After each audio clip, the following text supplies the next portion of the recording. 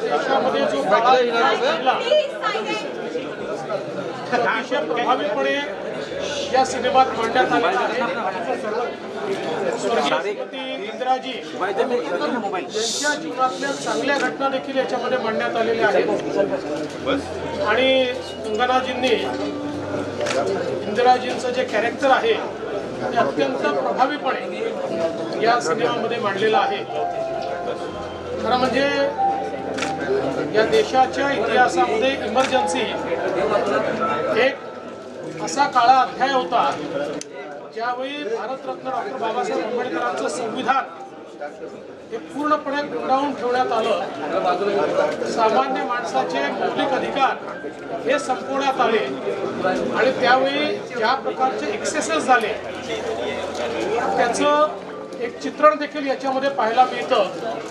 आणि त्याचवेळी 1971 साली ज्या दृढतेनं भारताने बांगलादेश निर्माण केला ती दृढता देखील याच्यामध्ये पाहायला मिळते।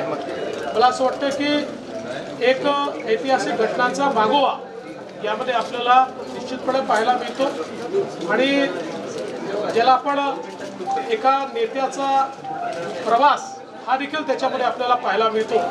मला असं वाटतं की कंगनाजींचं बी त्यांनी जे अतिशय प्रभावीपणे इंदिराजींचं कॅरेक्टर उभं केलं आहे त्याबद्दल त्यांचं अभिनंदन।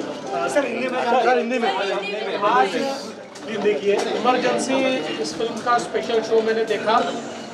इमरजेंसी हमारे देश के इतिहास में एक ऐसा अध्याय है जिसमें पूरे तरीके से लोगों के मौलिक अधिकारों का हनन हुआ था। भारत के संविधान को एक प्रकार से बंद कर दिया गया था।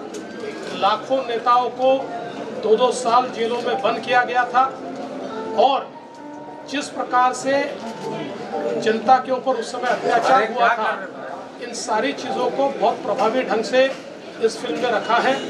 लेकिन साथ साथ कंगना जी ने जिस प्रकार से स्वर्गीय श्रीमती इंदिरा जी का कैरेक्टर इसमें हमारे सामने लाया है मैं उनको बधाई देना चाहता हूँ। बहुत प्रभावी ढंग से उन्होंने उसको लाया है और केवल इमरजेंसी का काला कार्यकाल नहीं तो उससे पहले इस देश में इंदिरा जी के नेतृत्व में 71 की जो लड़ाई हुई थी उसको भी बड़े अच्छे ढंग से सामने लाया गया है। तो मैं ऐसा मानता हूँ कि एक प्रकार से उनकी जो लाइफ जर्नी है वो लाइफ जर्नी भी इस पिक्चर के माध्यम से हमारे सामने आती है और देश का एक ऐसा इतिहास कि जो शायद लोकतंत्र को अगर जीवित रखना है तो जो इतिहास सबको पता होना चाहिए वो इतिहास भी इस फिल्म के माध्यम से हमारे सामने आता है।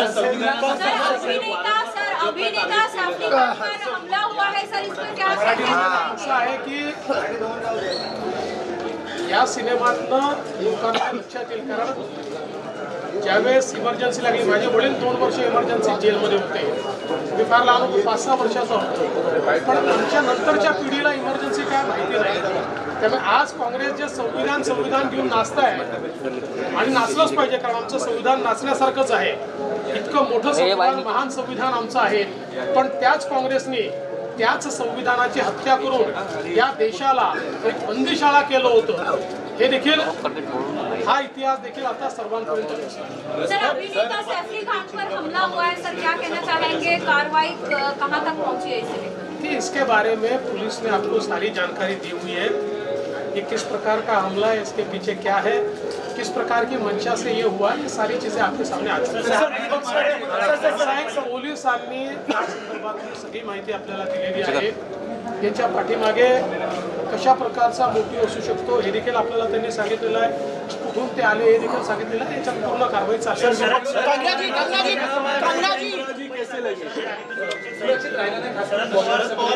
कंगना जी पीएम को दिखाएंगे आप फिर? देशातल्या मेगा सिटीमध्ये सर्वात सुरक्षित मुंबई आहे। हे खरं आहे की कधी कधी काही घटना घडतात त्याला गंभीरतेने देखील घेतलं पाहिजे पण केवळ त्या घटनांमुळे मुंबई असुरक्षित आहे असं म्हणणं हे याकरता योग्य होणार नाही की अनेक मुंबईची प्रतिमा देखील खराब होते, पण ते अधिक सुरक्षित राहिलं पाहिजे या दृष्टीनं निश्चित सरकार प्रयत्न करेल. गंगा जी पीएम को दिखाएंगे. अरे यार पूरी टीम के लिए आप जानते हैं कि हमें कितना संघर्ष करके आज कैमरा घूम नहीं होता क्या? मुख्यमंत्री जी जो है हमारे यहाँ पर चलते हैं उनको देखा और बहुत सराहा.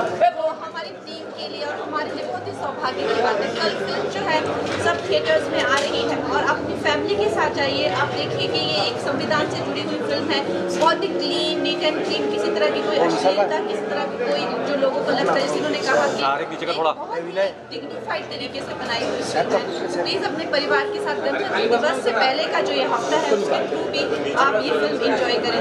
धन्यवाद.